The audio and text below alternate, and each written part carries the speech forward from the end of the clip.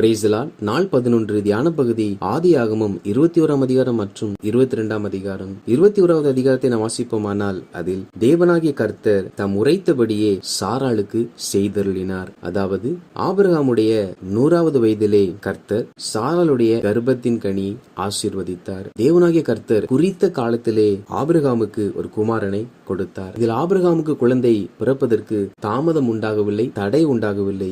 தேவன் குறித்த காலத்தில் ஆபிரகாம் ஒரு குமாரனை பெற்றான். இதன் பொருள் தேவனாய் கர்த்தர் 25 காலம் அளவும் அவருக்கு ஒரு தாமதத்தை வைத்திருக்கிறார். அப்படி 25 வருட காலம் தாமதத்திற்கு பிற்பாடு ஆபிரகாம் தன் குமாரனை பெற்றதன் நிமித்தமாகவே விசுவாசிகளுக்கு தகப்பனானான். 25 வருட காலமும் ஆபிரகாம் தேவனை விசுவாசித்தான். தேவன் தனக்கு கொடுத்த குமாரனுக்கு தேவன் கட்டளையிட்டபடியே ஈசாக்கு என்று ஆபிரகாம் பெயர் வைக்கிறார். மேலும் ஆபிரகாம் தன் குமாரனாக ஈசாக்கு பிறந்த 8ஆம் நாளிலே தேவன் தனக்கு கட்டளையிட்டபடியே அவனுக்கு விருத்த சேதனம் பண்ணினான். அநேக நன்மைக்காக காத்திருப்பார்கள். அந்த நன்மை கிடைத்தவுடன் கர்த்தர் சொன்ன கட்டளைகளை மறந்து விடுவார்கள்.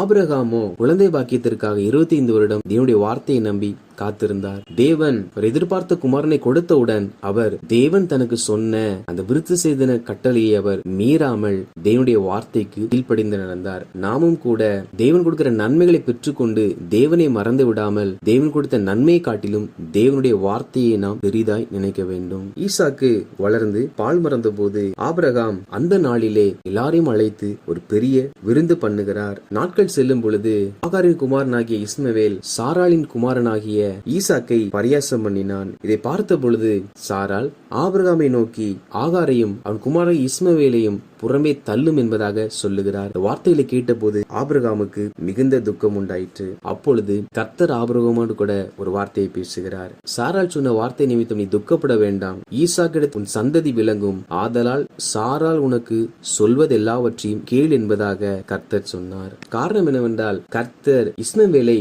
சுதந்திரவாளியாக கட்டளையிடவில்லை.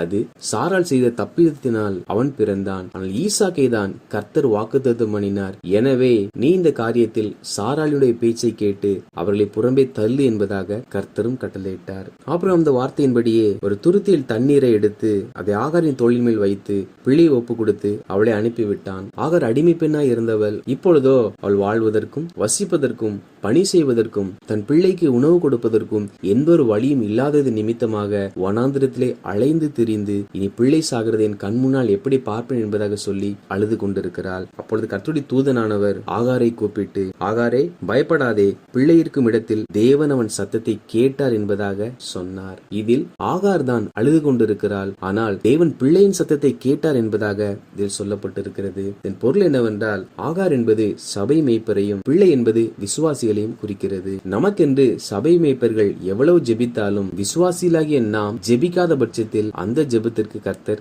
செவி கொடுப்பதில்லை. அவர்கள் நமக்கு பக்கபலனா இருந்து ஜெபிப்பார்கள். ஆனால் நாம் ஒவ்வொருவரும் ஜெபிக்க வேண்டும் என்பதை இந்த வசனம் நமக்கு தெளிவுபடுத்துகிறது. ஆகார் அழுதாள். ஆனால் ஆகாருடைய அழுகை அல்ல, சிறு பிள்ளையினுடைய அழுகையை தான் கர்த்தர் கேட்டார். எனவே நாம் ஜெபிக்கிறவர்களாய் காணப்படும் பொழுது நிச்சயமாய் நமக்காக ஊழியர்கள் செய்கிற ஜெபமும் நம்முடைய வாழ்க்கையில் இரட்டை தனியான பலனை கொண்டு வரும். மேலும் தேவனாய கர்த்தர் ஆகாருடைய கண்ணை திறந்த போது ஒரு தண்ணீர் துறவை கண்டு போய் தண்ணீரை நிரப்பி பிள்ளைக்கு கொடுத்தார். இங்க ஆண்டவர் தண்ணீர் துறவை உருவாக்கவில்லை, ஆகாருடைய கண்களை திறந்தார். இதன் பொருள் நம்முடைய வாழ்க்கையில் இருக்கிற எல்லா பிரச்சனைகளுக்கான முடிவு உதவி நம்மை சூழ நம்மிடத்தில் தான் இருக்கிறது. ஆனால் எதை நாம் எப்படி செய்ய வேண்டும் என்று அறியாமல் இருக்கிறபடியினால் நாம் அலைந்து திரிகிறோம். நம் கர்த்தரிடத்தில் செல்லும் பொழுது கர்த்தர் நம் கண்களை திறந்து நம்மிடத்தில் இருக்கிறவைகள் நம் அருகாமல் இருக்கிறவைகளை கொண்டே நம்முடைய வாழ்க்கையில் இருக்கிற எல்லா பிரச்சனைகளையும் குறைவுகளையும் நிறைவாக்குவதற்கான நல்ல ஆலோசனைகளை கொடுப்பார். எனவேதான் ஒவ்வொரு நாளும் நாம் கர்த்தருடைய சமூகத்தை நாட வேண்டும். அந்த சமயத்தில் அபிமெலேக்கு ஆபிரகாமிடத்தில் வந்து நீ செய்கிற காரியங்கள் எல்லாவற்றையும் கர்த்தர் ஆசீர்வதிக்கிறார்.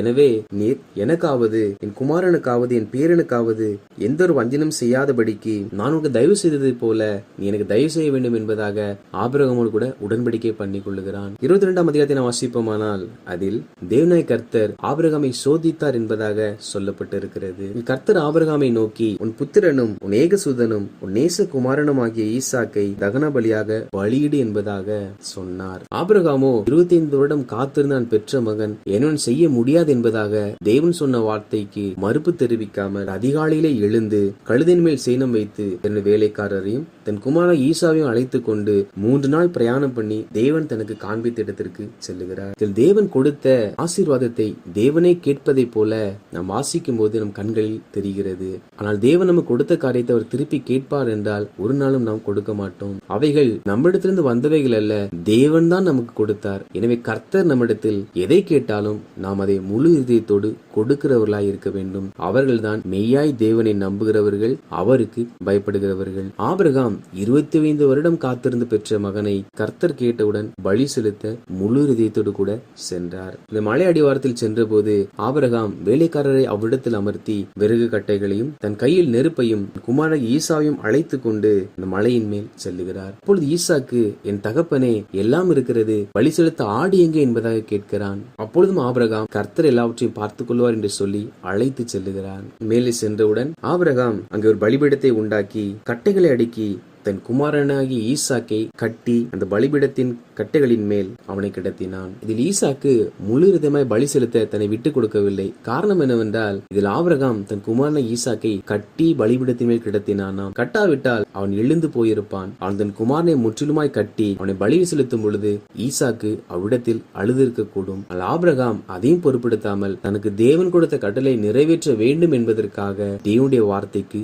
முற்றிலுமாய் கீழ்ப்படிந்தார். அந்த முற்றிலும் அவர் கீழ்ப்படி நிமித்தமாகவே அவரை நாம் விசுவாசிகளின் தகப்பன் என்பதாக சொல்லுகிறோம்.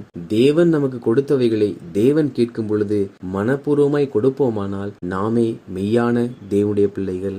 ஆபிரகாம் தன் குமாரனை ஈசாக்கை வெட்டும்படி தன் கையை நீட்டின பொழுது கர்த்தருடைய தூதனானவர் வானத்திலிருந்து ஆபிரகாமை கூப்பிடுகிறார். அப்பொழுது பிள்ளையாண்டான் மேல் உன் கை போடாதே, நீ அவனை உன் புத்திரன் என்றும் உன் ஏக சுதன் என்றும் பாராமல் எனக்காக ஒப்பு கொடுத்தபடியினால் நீ தேவனுக்கு பயப்படுகிறவன் என்று இப்பொழுது அறிந்திருக்கிறேன் என்பதாக சொன்னார்.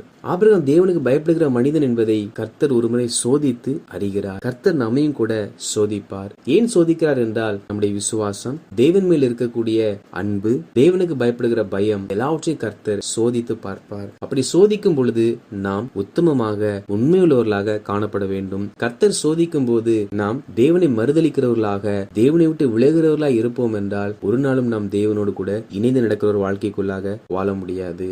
ஆபிரகாம் தேவன் கொடுத்த மகனை தேவன் கேட்கும் பொழுது தேவனுக்கு கொடுத்தது நிமித்தமாக அவன் தேவனுக்கு பயப்படுகிற மனிதன் என்பதை தேவன் சோதித்து அறிந்து கொண்டார். பின்பு ஆபிரகாம் தன் கண்களை ஏறெடுத்து பார்க்கும் பொழுது அங்கு ஒரு ஆட்டுக்கடா ஒரு புதரில் சிக்கி இருக்கிறதை பார்க்கிறார். அதை இந்த பலிபீடத்தில் வைத்து பலி செலுத்தி ஆபிரகாம் அந்த இடத்திற்கு யெகோவா ஈரே என்பதாக பெயர் வைக்கிறார். அப்பொழுது கர்த்தருடைய தூதனானவர் மறுபடியும் ஆபிரகாமை கூப்பிட்டு, நீ ஈசாக்கை ஒப்பு கொடுத்து இந்த காரியத்தை செய்தபடியால் நான் உன்னை ஆசீர்வதிக்கவே ஆசீர்வதித்து உன் சந்ததியை பெருகவே பெருக பண்ணுவேன். என் சொல்லுக்கு கீழ்ப்படிந்தபடியினால் உன் சந்ததிக்குள் பூமியில் உள்ள சகல ஜாதிகளும் ஆசீர்வதிக்கப்படும் என்று என் பேரில் ஆணையிட்டேன் என்று கர்த்தர் சொல்லுகிறார் என்றான். இந்த சோதனையில் ஆபிரகாம் உண்மையாய் இருந்ததின் நிமித்தமாக அந்த ஆசீர்வாதத்தை இன்னும் கர்த்தர் புதுப்பித்து இன்னும் கூடுதலான ஆசீர்வாதங்களை தருகிறார். சோதனையில் நாம் ஜெயிக்கும் பொழுது நம் வாழ்க்கையில் இருக்கிற ஆசீர்வாதங்கள் உயர ஆரம்பிக்கும். நம்முடைய குடும்பத்தினுடைய நிலை ஒருபடி முன்னேற ஆரம்பிக்கும். எனவேதான் கர்த்தர் மேலான பொறுப்புகளை ஆசீர்வாதங்களை கொடுப்பதற்கு முன்பாக நம்முடைய உத்தம குணத்தை, உண்மைத்தன்மை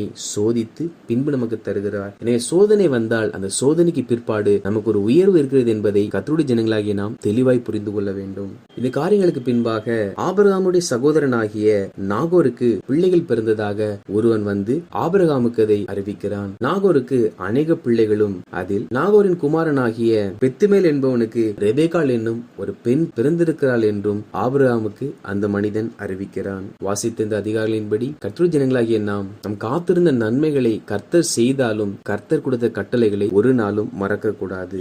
மேலும் கர்த்தர் நம்முடைய வாழ்க்கையை விட்டு அப்புறப்படுத்த சொல்கிற நபர்கள் யாரா இருந்தாலும் நாம் கர்த்தர் சொன்ன வார்த்தைக்கு கீழ்ப்படிந்து அவர்கள் நம்முடைய வாழ்க்கையை விட்டு அப்புறப்படுத்த வேண்டும். மேலும் நமக்காக ஊழியக்காரர்கள் ஜெபிப்பார்கள் என்று சொல்லி நம் எல்லாவற்றிற்கும் அவர்களை நாடி நாம் ஜெபிக்காமல் இருப்போமானால் அநேக நன்மைகளை நாம் இழக்க நேரிடும். நமக்காக ஊழியக்காரர்கள் ஜெபிப்பது நமக்கு ஒரு ஆசீர்வாதம் தான். ஆனால் நாம் முதலாவது ஜெபிக்க ஜெபிக்க வேண்டும் என்பதை ஒரு நாளும் நாம் மறவாமல் ஒவ்வொரு நாளும் ஜெபிக்கிறவர்களாய் காணப்பட வேண்டும். மேலும் ஆண்டவராகிய கர்த்தர் நமக்கு கொடுக்கிற எல்லா ஆசீர்வாதங்களை விட ஆண்டவராகிய கர்த்தர் தான் நமக்கு முதன்மையான இடத்தில் இருக்க வேண்டும். அது கணவனா இருந்தாலும், மனைவியா இருந்தாலும், பிள்ளைகளா இருந்தாலும், பெற்றோரா இருந்தாலும், எல்லாரை காட்டிலும் தேவனுக்கு தான் நாம் முதலிடம் கொடுக்க வேண்டும். மேலும் கர்த்தர் நம்மை சோதிக்கும் பொழுது இந்த சோதனைகளை ஜெயிப்போம், உயர்வான ஆசீர்வாதங்களையும் மேலான பாக்கியங்களையும் நன்மைகளையும் பெற்றுக் கொள்ளுவோம். ஆண்டவராகிய கர்த்தர் தாமே வருகிற எல்லா சோதனைகளிலையும் நாம் உறுதியா இருந்து ஜெயிக்க நமக்கு கிருபை தந்தருள்வாராக. ஆமேன்.